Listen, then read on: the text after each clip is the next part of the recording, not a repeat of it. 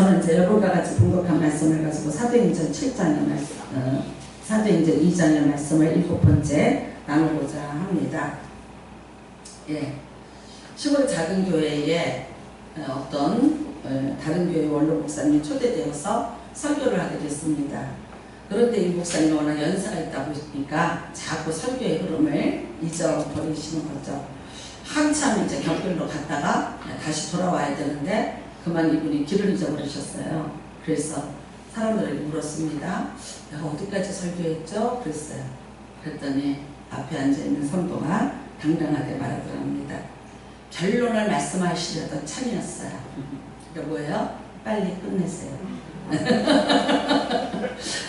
저도 이제 나이 먹으니까 가끔 내가 어디까지 했지? 그런 증세가 나타나는데 대부분 그게 새벽에 잘 나타납니다.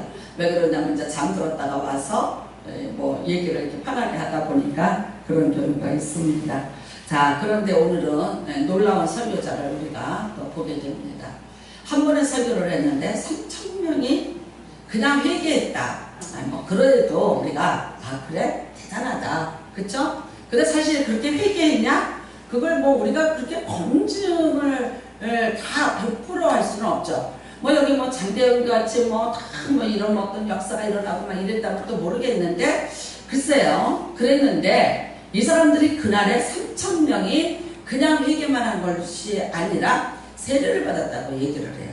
그러면 그 당시에 예루살렘의 인구가 몇 명이었나? 약 25,000에서 3만 명.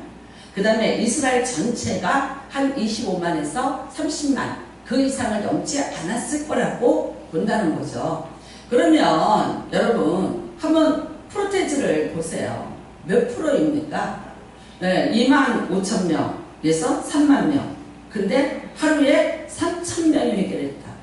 설교 한 번에 이런 역사가 나타났습니다. 놀렐루야. 꿈입니다. 꿈. 정말 글쎄요. 이 배움도 없고 그렇다 해서 무슨 설교 훈련을 받았던 사람도 아니고 그렇다 해서 설교를 계속 해왔던 베드로도 물론 아닙니다. 단지 지금 두 번째 설교를 하고 있는데 그 두 번째 설교에 이렇게 많은 역사가 나타났고요. 이 설교를 듣고 사람들이 다들 얘기합니다. 어찌할꼬 형제들아 우리가 어찌할꼬 하거늘 그래요. 그러니까요. 이게 큰 찔림으로 왔다고 말하죠. 그들이 이 말을 듣고 마음에 찔려 베드로가 다른 사도들에게 물어 이르되 형제들아 우리가 어찌할꼬 그래. 정말 이제 내가 어떻게 살아야지? 내가 잘못 사는 거 인정할게. 내가 어떻게 살아야지?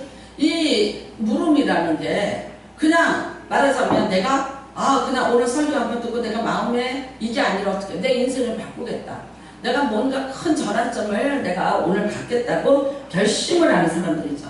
사실 유대인들은 엄청난 고집불통들이죠. 그리고 별로 타협하지 않고 그 다음에 이 사람들은요 나름대로 율법을 잘 지키면서 착하게 살아왔던 사람이기 때문에 자기들이 죄가 있다는 것을 인정하고 그리고 내가 잘못을 시인하고 어떤 자기의 그런 하던 일에서 100% 이렇게 돌이킨다는 거는 엄청 이게 말하자면 힘든 그런 이야기일 것입니다. 그리고 이들이 또 누굽니까? 예수 죽이라고 소리치던 사람들입니다. 사실 그렇지 않습니까? 예수님 죽이라고 그리고 예수님을 빌라도 법정으로 보냈고 또 빌라도 법정에서도 이 사람들 소리질렀던 사람들입니다. 여러분 우리가 마태복음 27장 25절에 보면 빌라도가 어떻게 쓰든지 예수 안 죽이려고 했죠. 그리고 어떻게 쓰든지 살려보려고. 그런데 그때 이 사람들이 뭐라 그랬어요? 아니 그 피를 우리와 우리 자손들에게 돌려달라고 했죠. 우리가 책임질 테니까 당신은 무조건 이 예수를 사형을 시켜달라. 십자가의 형틀로 이 사람을 죽여달라고 소리를 지었던 사람들이 바로 이 사람들인 거죠. 근데 이 사람들이 이렇게 한순간에 한편에 정말 드라마처럼 변화가 됐다는 거예요.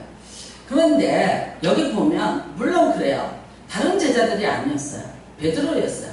근데 여러분 우리가 볼 때 베드로가 뭐 그렇게 또 대단한 사람입니까? 허물이 많다 그러면 그 제자들 중에서도 제일 허물이 많은 사람이죠. 그런데 이 사람이 이렇게 설교를 했는데 오늘 이런 놀라운 역사가 일어나더라는 거죠. 자, 사실 그렇습니다.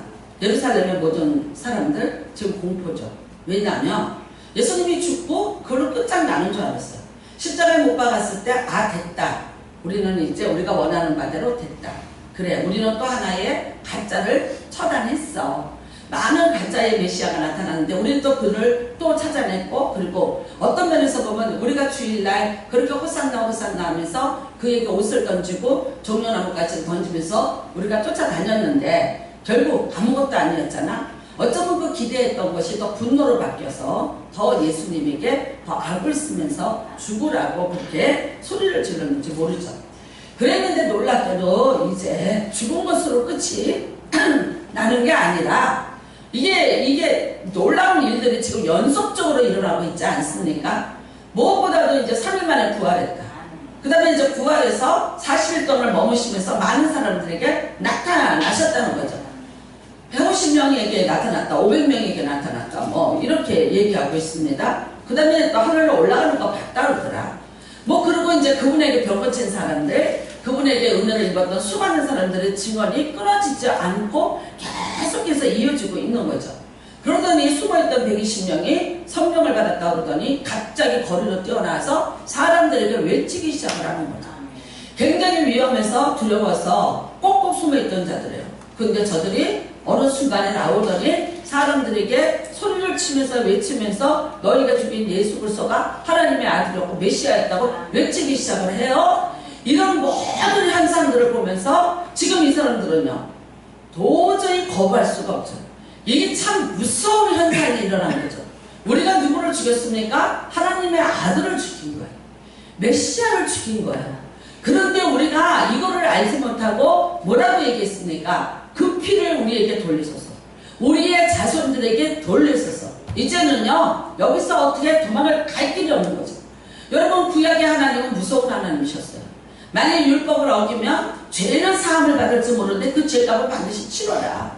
그래서 우리가 레위기에 보면은 죄값을 치르는 것에 대한 정당한 계산법들이 너무나도 기록이 되어 있죠. 그 다음에요 또 그런 희생을 바치면서 죄를 값을 할지라도 그 죄에 대한 어떤 보상이나 그런 것들은 치러내야만 되는 그랬던 사람들이죠. 그런데 여태까지 지은 죄하고는 비교가 안 되죠.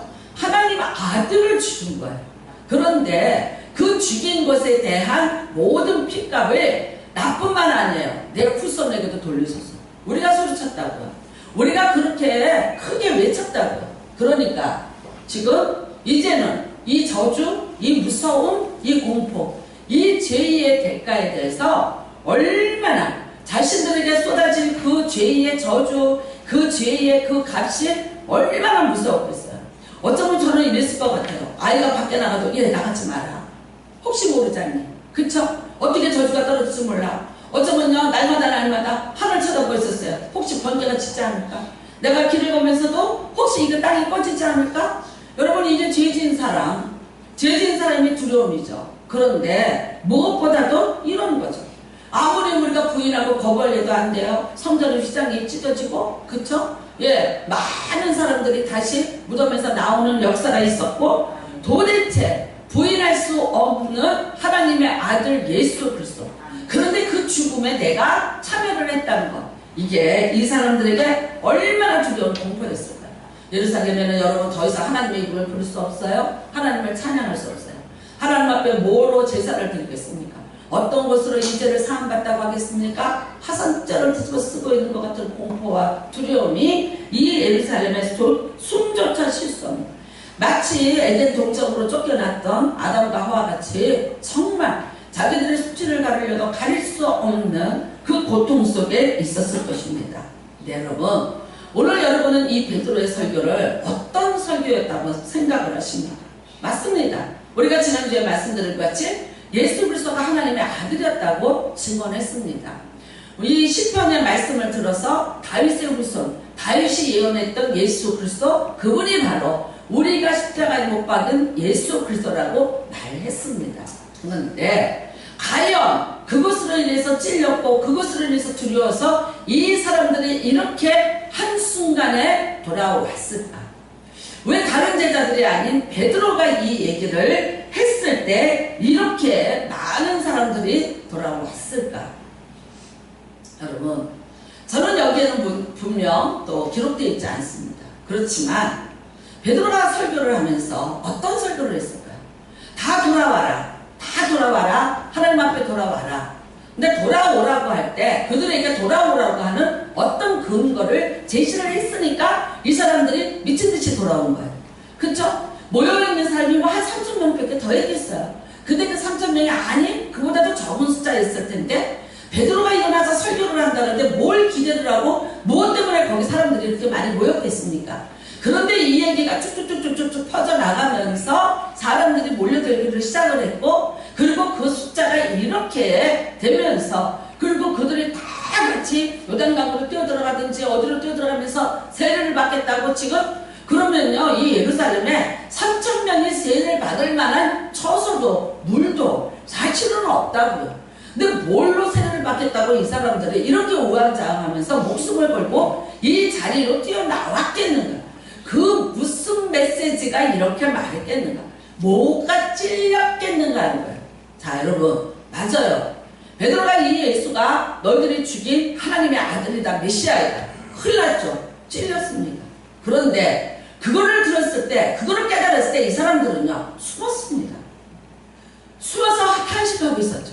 그쵸? 일제를 억제하고 두려움과 공포 속에 있었죠. 지금 여기 성경에 있는 대로 베드로가 그걸 찔려주려고 여기에 나갔다면 이 사람들은요 다 아는 죄인데 내가 받을 저주 내가 알고 있는데 나는 그 공포와 두려움에 이미 사로잡혀 있는데 그런데 우리 어쩌라고 라고 밖에 더 했겠어요. 여러분 베드로의 나는 이 설교가 여기에는 없지만 왜 하필 베드로였을까? 왜 베드로가 할 때 사람들이 이렇게 많이 모여올 수가 있었을까?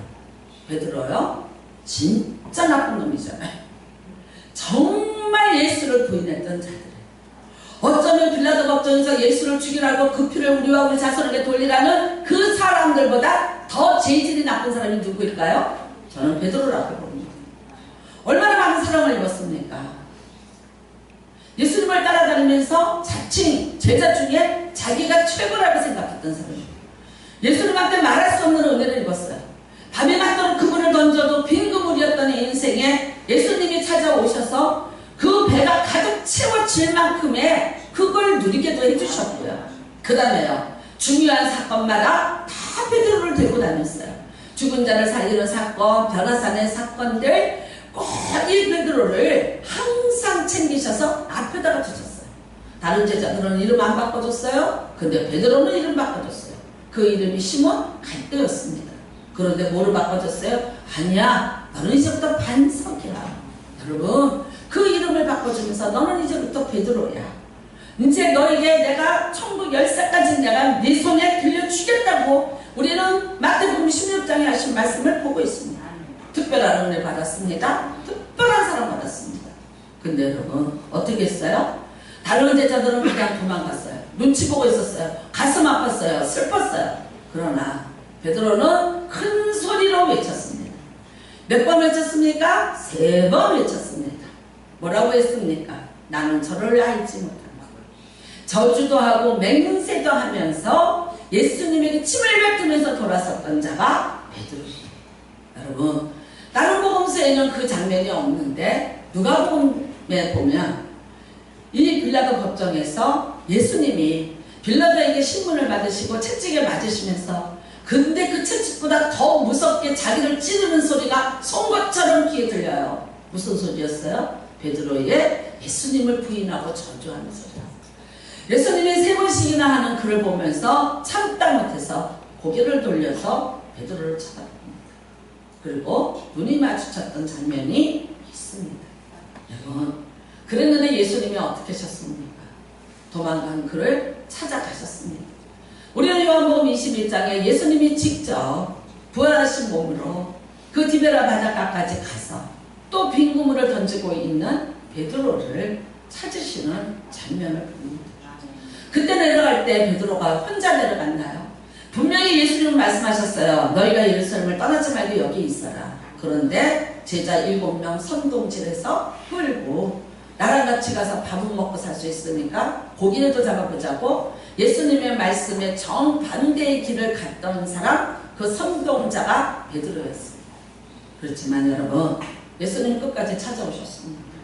그리고요, 거기서 생선을 구워서 같이 식사를 나누면서 내가 나를 사랑하느냐고, 내가 아직도 나를 사랑하냐고 3번씩이나 그 베드로에게 물으시면서 사랑의 고백을 받아내셨습니다. 아직도 너하고 나의 사이가 끊어지지 않았음을, 아직도 너하고 나하고 연결이 되어 있음을, 나는 아직도 너를 너무나도 사랑해서 여기까지 너를 찾아왔음, 그리고 나는 네가 아직도 나를 사랑하고 있음을 나는 알고 있었어. 내가 여기를 왔다. 어쩔 수 없이 네가 약해서 네 연약함으로 나를 부인을 했고 네가 나를 저주하고 맹세했을지라도 나는 너를 사랑할 것이고, 그리고 너는 나를 또 사랑할 것이고, 우리는 다시 또 이어져서 만나야 되는 이 관계라는 것을 확인시켜주기 위해서 예수님이 직접 거기까지 오신 것을 합니다. 그래서 말합니다. 물어볼 때 대답 못합니다. 차마 말 못했습니다. 주께서 하시나, 주께서 내 마음 아신다고 밖에 말할 수 없었던 베드로의 마음. 그런데 예수님 말씀하셨어요. 내 양을 먹이라. 여러분, 사람이 오늘 설교 말씀을 들으면서 찔림이라는 단어가 나옵니다. 이 찔림이 뭐였을까요? 맞아요. 죄를 지적하고 죄에 대해서 우리가 찔림을 받아야 되는 건 맞습니다. 그런데 그거보다 더 큰 찔림은 무엇이었을까요? 만약 예수님께서 그 디베레 바닷가 와서 네가 나를 어떻게 3번씩 부인을 했어? 어떻게 저주하고 맹세까지 했었니? 어떻게 네가 그럴 수 있냐고 물어봤다면 물론 찔렸겠죠. 물론 잘못했다고 그랬겠죠. 그러나 그 찔림은 또 다른 상처를 안고 돌아서야 되는 찔림이었겠죠. 그런데 예수님이 베드로에게 찔른 찔림은 그 찔림이 아니었습니다. 여러분, 품어 안는 찔림이었습니다. 이것이 어쩌면 더 큰 울림이었고, 더 큰 아픔이었고, 더 큰 고통이었어요. 내가 죄를 졌는데, 차라리 나를 때리시고 나를 정죄하시면, 내가 차라리 죄값을 다 치는 것으로 내가 마음을 가볍게 가지고 내가 그 부담에서 차라리 벗어나면서 당신 곁을 내가 훌훌 떠날 수 있다면, 그래, 안 보고 살고 잊어버리고 살고 내 과거의 수치, 아픔, 어차피 3년 반 나는 정말 모든 것이 실패로 끝난 세월이야. 그런데 그 마지막을 나는 수치로서 나는 2장을 찍었던 사람이야.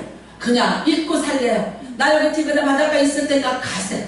내가 가면 어떻게 그 찔림을 가지고 내가 당신의 양을 먹이겠습니까? 라고 말하면서 훌훌 떠났겠죠.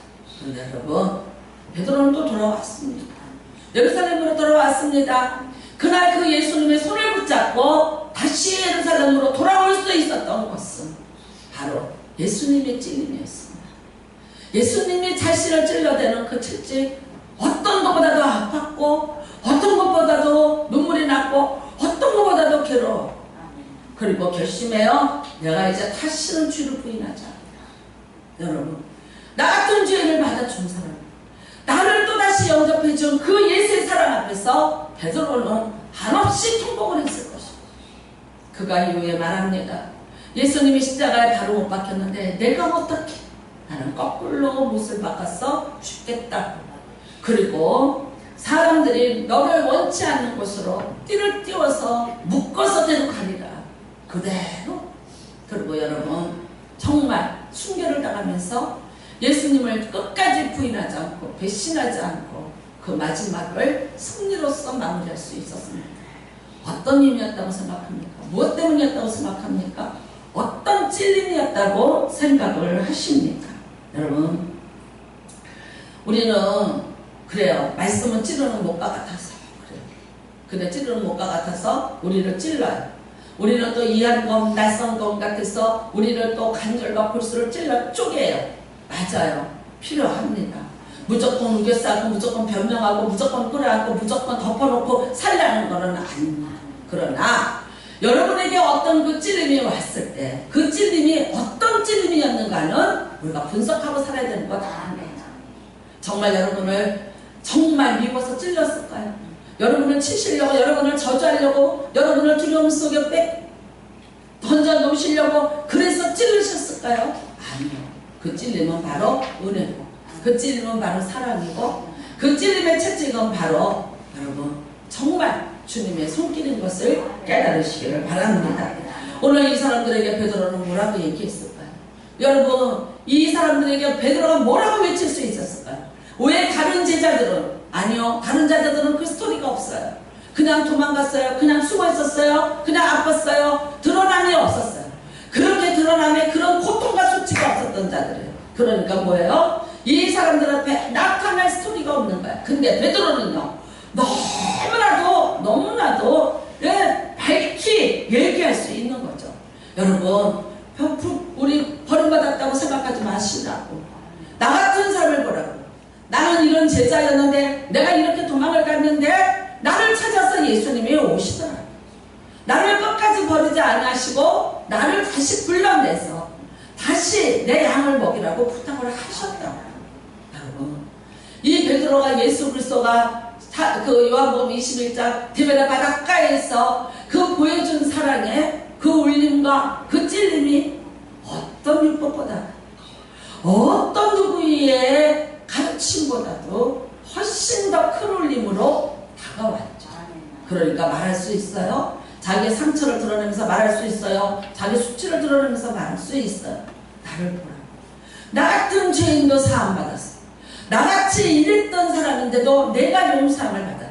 그렇다면 여러분은 용서하지 않겠냐? 돌아와. 이제 다시 회개하고 돌아온다면 그분은 죄값을 치르게 하는 것이 아니요, 당신을 정죄하고 당신을 심판할 뿐이 아니라 당신에게 무서운 저주를 내리시고 그 형벌을 내리실 뿐이 아니라 오늘 용서하시고 새롭게 받아주고 다시 당신을 새로운 인생으로 바꿔줄 것이잖아. 여러분, 이 기가 막힌 하나님의 사랑의 메시지를 전했기 때문에 오늘 이 사람들이 돌아올 수 있었다고 봅니다.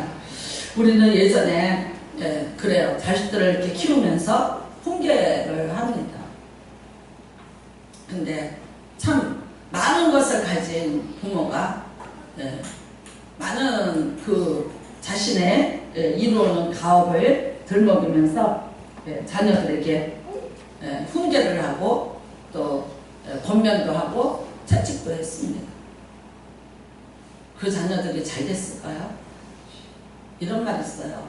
큰 나무 밑에는 버섯만 큰다. 워낙 부모가 크고 위대하셔요.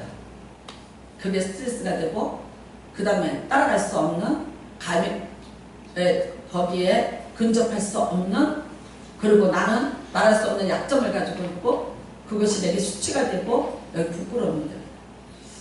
김동호 목사님이 이런 말씀하시더라고요. 아들이 셋이 있는데 상중하가 다 있대요. 근데 이제 공부를 잘하는 아들, 그 다음에 두 번째 중간쯤 되는 아들, 근데 막내 아들이 공부를 잘 못하더래요.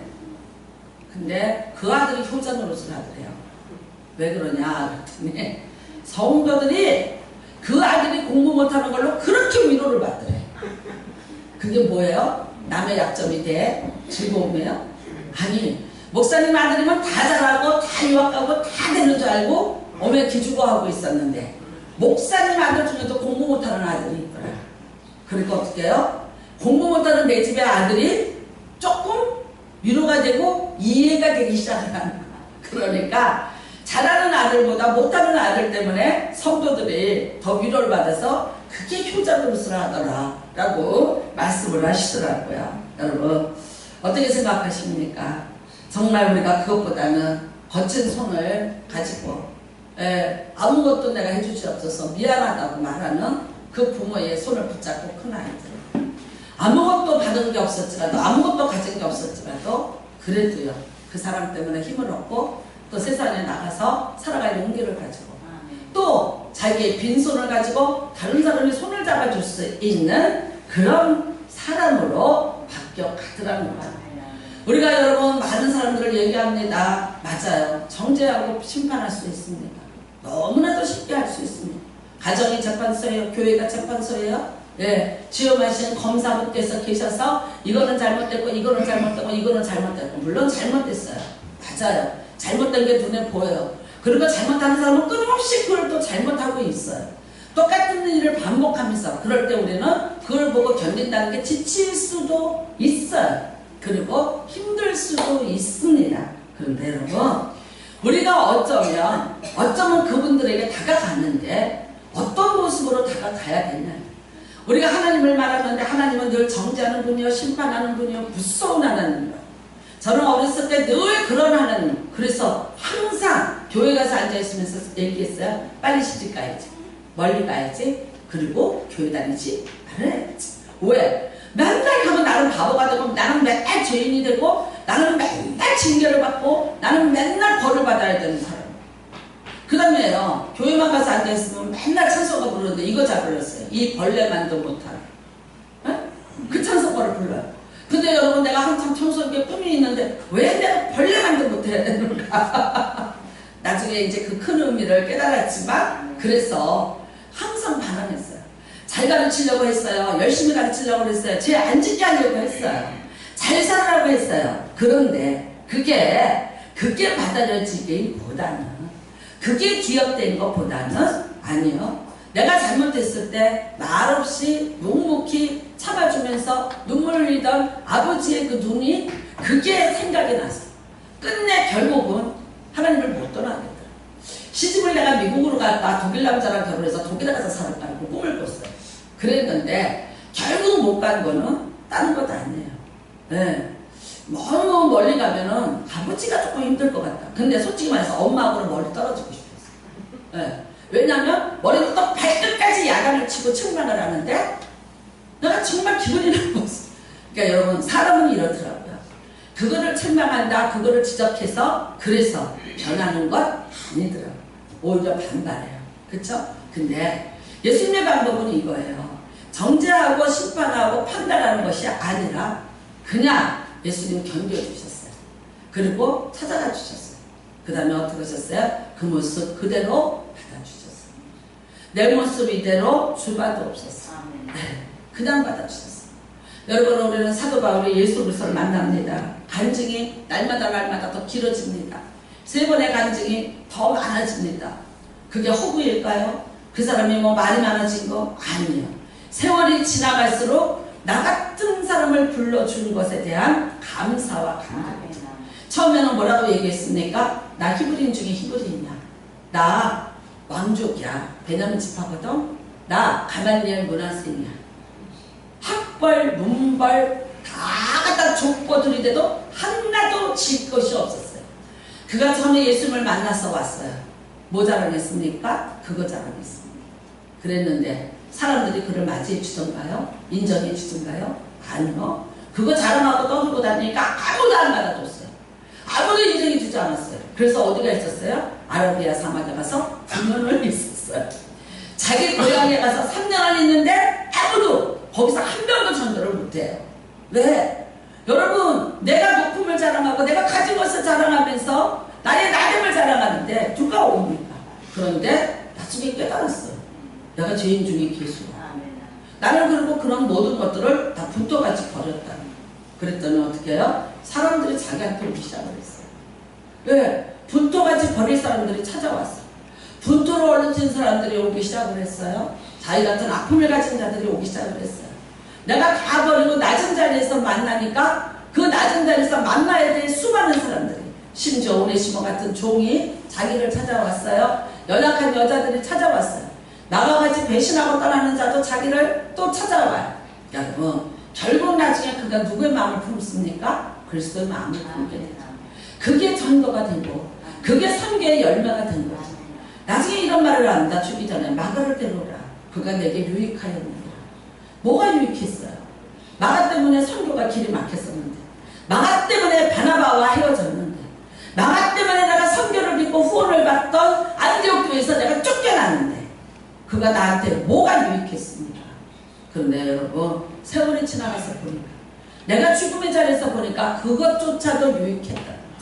그렇기 때문에 내가 실로아를 만났고 그 실로아와 내가 같이 또 선교할 수 있었고, 그래서 바나바의 선교지와 전혀 다른 곳으로 선교를 하다 보니까 하나님이 다 아시아는 안디옥에게, 그 다음에 유럽은 자신에게 맡겼다는 것을 나중에 깨닫게 되고 2배의 결실을 거두게 됐다는 것을 깨닫게 되고, 그래서 그가 내게 유익했었다는 말입니다.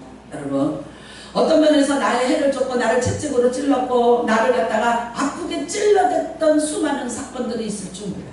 그런데 어쩌면 거기에서 내가 더 큰 풀림이 있을 수도 있고요. 내가 더 큰 감동도, 더 큰 은혜도 내가 거기서 얻을 수 있었어요. 아까도 말씀드렸지만 다른 제자들에게는 이 스토리가 없습니다. 이 상처가 없습니다. 이 수치가 없습니다. 만약에 그래서 나는 예수님의 제자였다, 나는 예수님을 이렇게 쫓아다니고 나는 예수님과 이렇게 살았다는 걸 얘기했다면 이 사람들이 왔을까요? 아닙니다. 여러분, 또 도망갔을 거예요. 또 숨었을 거예요. 근데 베드로가 말합니다. 나는 이런 죄인이었다. 당신들이 예수를 죽으라고 못 박았냐? 나는 저주하고 맹세까지 하면서 그를 십자가에 못 박은 자가 나였다고 고백을 해요. 그런데 예수님은 나를 찾아왔다. 나를 사랑한다. 아직도 나를 사랑했다. 여러분, 이것이 더 큰 울림이고 찔림이 될 줄로 믿습니다. 말합니다. 우리는 정말 그 사람의 죄를, 그 사람의 약점을 지적했을 때 찔림이 되어서 돌아오라고 그렇게 말합니다. 정말 그것이 너를 인생을 바꾸고 네가 변화되기를 원해라고 우리는 얘기해요. 아니요, 주님의 방법은 아니었어요. 여러분, 사람을 변화시키는 건 그게 아니더라. 감동이었어요. 눈물이었어요. 공감이었어요. 결국 그것이 그 사람을 변화시켜요. 우리는 말합니다. 우리 남편이 안 변해요. 우리 자녀가 안 변해요. 내가 어떤 위치에 있는가를 잘 분별해 보시길 바랍니다. 그래서 제가 말합니다. 기도하러 오시는 분들한테 무조건 집에서 입을 다무세요. 사단이 난리를 칠 거예요. 나를 거꾸로 들으려고 할 거예요. 혈기 부리게 만들 거예요. 나를 포기하게 만들 거예요. 여러분, 이 혈기라는 거는 뭐예요? 이거는, 이 분노라는 거는 성령을 근심하게 하고 떠나게 하는 제1번. 왜? 내가 그러면서 내 마음의 이성을 잃어버리고 내 마음의 모든 안정과 평안을 내가 다 잃어버리게 되는 거예요. 그 다음에 이거를 갖다가 독사같이 내가 그 독을 퍼대듯이 퍼대는 거예요. 사람이 입에서 화를 낼 때에 그 침을 받아서 분석을 한 것과 독 사이에서 그 독을 빼서 분석을 한 것과 다르지가 않다. 여러분, 놀라운 거예요. 그런데 그 독이 나한테로 올 수도 있다. 내가 삼키는 거야. 그 침을 내가 지금 삼키면서 하고 있거든요. 누구를 해쳐요? 모두를 해치고 있다는 거예요. 여러분, 이거는 주님이 원하는 방법이 아닌 줄 원합니다. 오늘 주님의 방법이 되시기를 주님의 이름으로 축복합니다. 여러분, 이 사람들의 공동체가 교회가 됐습니다. 이 회개한 사람들의 공동체가 교회가 됐습니다. 이거를 갖다 그냥 회개라 그럴까요? 아니요. 예수님으로부터 죄사함을 받은 무리들이죠. 그 죄의 정죄로부터 벗어난 자들이죠. 예수님의 그 사랑이 어떤 사랑인지를 깨달은 자들의 모임이죠. 나같이 죽을 수밖에 없고 그 저주의 그 공포 속에 있었던 사람들이 거기서 완전히 벗어나서 이제는 내가 그 사랑 안에서 안식과 평안을 누린다는 그 기쁨을 평안하고 그 감동을 회복한 사람들의 모임이죠. 그러니까요, 전혀 다른 세상이 연출되고 있는 거죠. 여러분, 오늘 여기 말씀을 보시길 바랍니다. 오늘 사도들을 통해서는 기사와 표적이 많이 일어났습니다. 그거는 사도들 먹이니까 주자고요. 그런데 믿는 사람이 다 함께 있어야 모든 물건을 서로 통용하고 재산과 소유를 팔아 각 사람의 필요를 따라 나눠줍니다. 결국 이게 뭘까요? 여기에는요, 높음도 없고 낮음도 없다는 거예요. 잘난 것도 없고 가진 것도 없고 없는 것도 없다는 거예요. 어떻게 보면 유토피아죠. 우리가 꿈꾸는 유토피아죠. 솔직히 말해서 공산주의가 어디서 나온 줄 아세요? 공산주의? 여기서 나온 거예요. 여기서 시작이 됩니다. 이런 세상 한번 만들어 보세요. 그런데 인간이 더 큰 도둑놈이 돼갖고 다 먹고 있어요. 불가능하죠? 여러분, 사람이 제도로 만들어지는 건 아니에요. 하나님의 영이 임하고 하나님의 사랑을 받은 자들이, 하나님의 진정한 사랑을 받은 자들이 이룰 수 있는 공동체를 감히 사람이 그거를 제도로 만들어서 한번 해보자고 도전하는 것이 공산주의. 결국은 백명 실패입니다. 여러분, 이 사람들은 이제는요 다 소통합니다. 죽을 뻔하다 살아났는데 뭐가 그렇게 대단하고 뭐가 그렇게 자랑스러워. 너나 나나 다 똑같은 죄인이었는데 뭐가 내가 너보다 나아서 내가 너보다 위에 있겠는가. 이 모든 것들이 이것이 내 것이었냐? 아니었다는 거예요. 내가 이걸로 자랑 삼으려고 했냐? 아니라는 거예요. 이게 다 그 그분의 것이었다. 만일 내가 그 저주와 그 죄값을 받았다면 다 한순간에 별처럼 날아갈 것들을 하나님이 지키게 해주셨고 우리가 누리게 해준 것, 이거는 우리라는 개념으로 들어가요. 여러분 놀랍게도 이런데요. 한국 사람들은 우리라는 거를 참 많이 씁니다. 뭐라 그래요? 우리 마누라. 근데 우리 마누라요? 내 마누라요? 솔직히 얘기해봐. 우리 마누라면 어떻게 되는 거야? 어? 같이 마누라 쓰자는 거지. 근데 왜 우리 마누라야? 되게 신기해. 우리 아들. 내 아들이지 왜 우리 아들이에요? 그쵸? 그러니까 외국 사람들이 우리나라에 와서 우리나라 말을 배우는데 제일 헷갈리는 게 이거예요. 거기 보면 my son, 내 아들. 그쵸? 나, I am. 이건데 아니 여기는 다 뭐예요? 위아. 그러면 어떻게 우리 다 그러면 우리 마누라 집에 있어. 근데 우리 마누라인데 그러면 남편이 몇 명이야? 소유가? 이 복수예요. 근데 좀 우리야. 저는요, 여러분 다른 사람들은 이걸 비웃는다. 우리나라지, 그치? 그냥 나라가 아니지. 우리나라지. 그러니까 우리나라만 쓰지. 그쵸? 우리는 진짜 우리라는 개념을 많이 써요. 이 생족이에요. 생족. 여러분 하나님의 정말 말하자면 노아의 세 아들 중에서 종교의 복을 받았는데 생족, 장자. 이게 우리야. 이스라엘 사람들 머리 따고 흰옷 입어요. 머리에 수건 써요. 우리나라 옛날에 그랬어요. 그쵸? 머리 땄죠? 그 다음에요. 흰 거 입고 앞에 흰 앞치마 들고 빨래를 쌓는 민족 이스라엘이라고 우리나라예요. 그러니까 중세 때에 유럽의 패스트 지금과 같은 이런 게 쥐가 옮기는 병이 해서 인구가 3분의 1이 죽었대요. 유럽의 인구가. 지금도 뭐 우리가 다 알지 못해서 그렇지 어마무시할 거라고. 지금도 미국에서는 하루에 3,000명씩 죽는다고. 그래요. 그러니까 여러분, 근데 뭐 남미에 뭐 어디에 북한은 어떨까? 예. 아무 일 없을 거라고 생각하세요? 아니죠. 예. 수없이. 결국은 이러면서 쟤네들이 무너지는구나. 무너지게 할 것이다. 아니 소련 같은 경우에는요 어쩔 수 없으니까 저기 어디 갖다 툭툭한 저기 갖다 늘어놓는데요. 그냥 갖다 놓는데요. 알아서 하라고. 지금 거기는요 아마 거의 영하 될걸요. 밤이면은 그냥 갖다 놓는데요. 치료해줄 방법도 없고 치료도 안 되고 퍼져나가니까 걸렸으면 그냥 가요. 그런데 그때 중세 때에 그렇게 패스트가 유행을 했는데 다 죽는데 유대인들만 살아남더라는 거예요. 그러니까 사람들이 유대인들이 퍼뜨렸다고 생각을 해서 그때 유대인 대학살이 있었던 거예요. 우리는 히틀러가 여러분 유대인들을 학살한 것만 기억하세요? 아니요. 중세 때 또 한 번이 있었다고 하더라고요. 근데 그때 유대인들이 그 패스트에 안 걸린 이유가 뭐냐? 삶았다는 거예요. 모든 옷을 삶고 속옷을 삶고 쓰는 것들을 삶으면서 살았다는 거예요. 우리나라가 그렇죠? 옛날에 여러분 저기 냇가에 가보면 돌멩이 놓고 그 위에다가 소 돌려놓고 이불이고 뭐고 갖다가 다 그쵸? 막 퍽퍽 삶으면서 하시던 거 그리고 막 이렇게 무슨 돌멩이 갖다 놓고 그거 갖다 놓고 막 뜨겁다니까 병균이 다 죽었지. 요즘에 안 죽나 그랬더니 그 소떼기에서 병균들이 너무 스무스하게 돌아가서 얘네들이 안 죽고 버티나 봐. 그랬던 민족이잖아 우리가. 여러분 생족이에요. 우리라는 개념.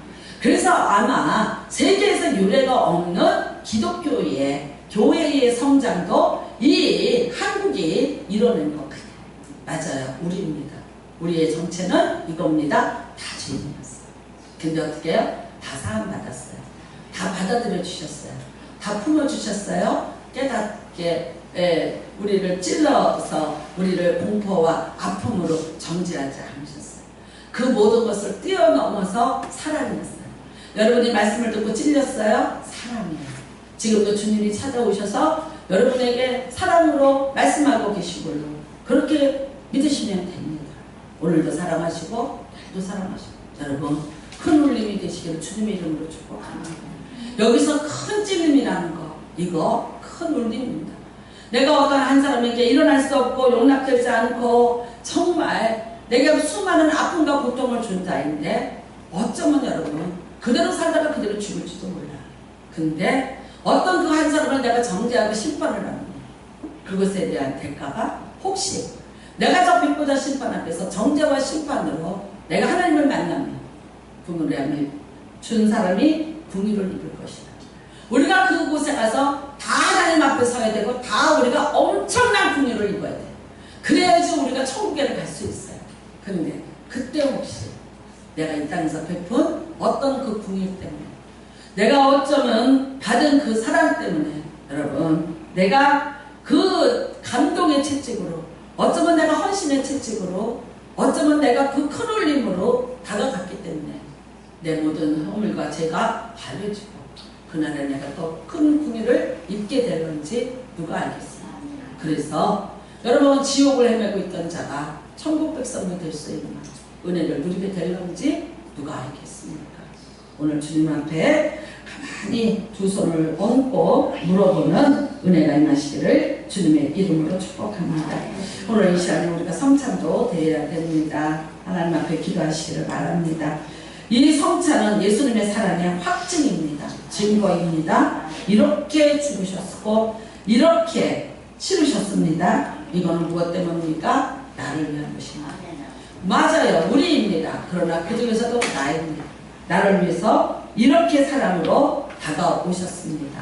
이것보다 더 큰 울림이 어디 있고 더 찔림이 어디 있겠습니까? 오늘 다시 그 은혜가 회복되기를 주님의 이름으로 축복합니다. 주여 청하시고 기도합니다. 주여, 하나님 아버지 감사합니다.